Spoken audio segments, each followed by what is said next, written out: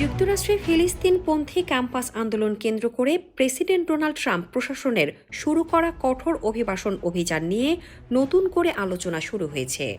প্রায় এক বছর পর এখন সেই অভিযানে আটক ব্যক্তিদের অবস্থার হালনাগাদ চিত্র সামনে এসেছে। মার্কিন সংবাদ সংস্থা অ্যাসোসিয়েটেড প্রেস এর সাম্প্রতিক প্রতিবেদনে বলা হয়েছে, যাদের আটক করা হয়েছিল তাদের মধ্যে সর্বশেষ ব্যক্তি লেকা কর্ডিয়া এখন মুক্তি পেয়েছেন। তবে বেশিরভাগ মামলাই এখনও আইনি প্রক্রিয়ায় রয়েছে। মিনিসোটা স্টেট ইউনিভার্সিটির ছাত্র বাংলাদেশি শিক্ষার্থী মোহাম্মদ হককে 2025 সালের মার্চে গ্রেফতার করে যুক্তরাষ্ট্রের অভিবাসন কর্মকর্তারা। তবে তিনি দাবি করেন, ফিলিস্তিনপন্থী সামাজিক যোগাযোগ মাধ্যম পোস্টের কারণেই তাকে টার্গেট করা হয়েছে। সরকার তার বিরুদ্ধে একটি পুরনো লঘু অপরাধের অভিযোগ তুলে ধরে। পরে $7,500 বন্ডে তিনি মুক্তি পেলেও মামলা এখনও বিচারাধীন। এছাড়া 33 বছর বয়সী ফিলিস্তিনি বংশোদ্ভূত লেকা কার্ডিয়াকে 2025 সালের মার্চে নিউ জার্সিতে একটি নিয়মিত ইমিগ্রেশন চেক ইনের সময় আটক করা হয়। সরকার তার বিরুদ্ধে প্রো হামাস বিক্ষোভে জড়িত থাকার অভিযোগ আনে। তিনি নিউ ইয়র্কের কলম্বিয়া বিশ্ববিদ্যালয়ের বাইরে 2024 সালের এক বিক্ষোভে গ্রেপ্তার হয়েছিলেন, যদিও পরে সেই অভিযোগ খারিজ হয়ে যায়।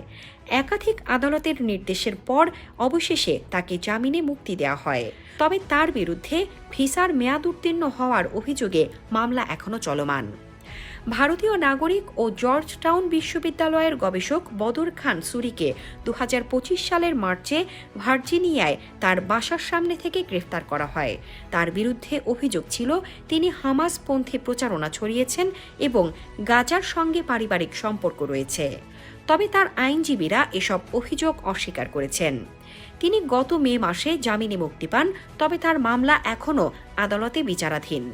এদিকে তুরস্কের নাগরিক ও টাফটাস বিশ্ববিদ্যালয়ের পিএইচডি শিক্ষার্থী রুমেইসা ওস্তুর্ককে 2025 সালের মার্চে বোস্টনের বাইরে তার বাসা থেকে আটক করা হয়।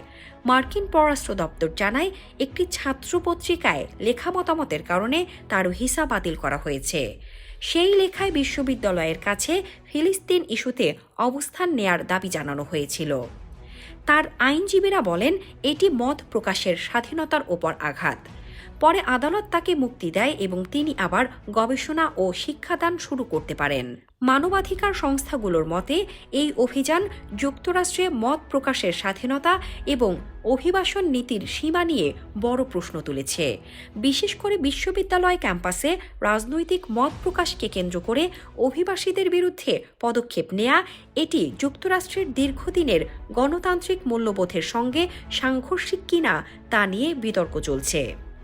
মার্কিন মূলধারার গণমাধ্যম যেমন দ্য নিউ ইয়র্ক টাইমস ও CNN এর বিশ্লেষণেও বলা হয়েছে, জাতীয় নিরাপত্তা ও মত প্রকাশের স্বাধীনতার মধ্যে ভারসাম্য রক্ষা করা এখন প্রশাসনের জন্য বড় চ্যালেঞ্জ।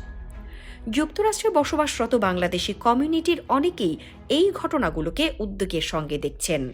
বিশেষ করে ছাত্র ভিসা বা অস্থায়ী স্ট্যাটাসে থাকা ব্যক্তিদের মধ্যে অনিশ্চয়তা বেড়েছে। তাদের মতে, রাজনৈতিক মত প্রকাশের কারণে যদি অভিবাসন জটিলতা তৈরি হয়, তবে তা ভবিষ্যতে আন্তর্জাতিক শিক্ষার্থীদের জন্য যুক্তরাষ্ট্রকে কম আকর্ষণীয় করে তুলতে পারে।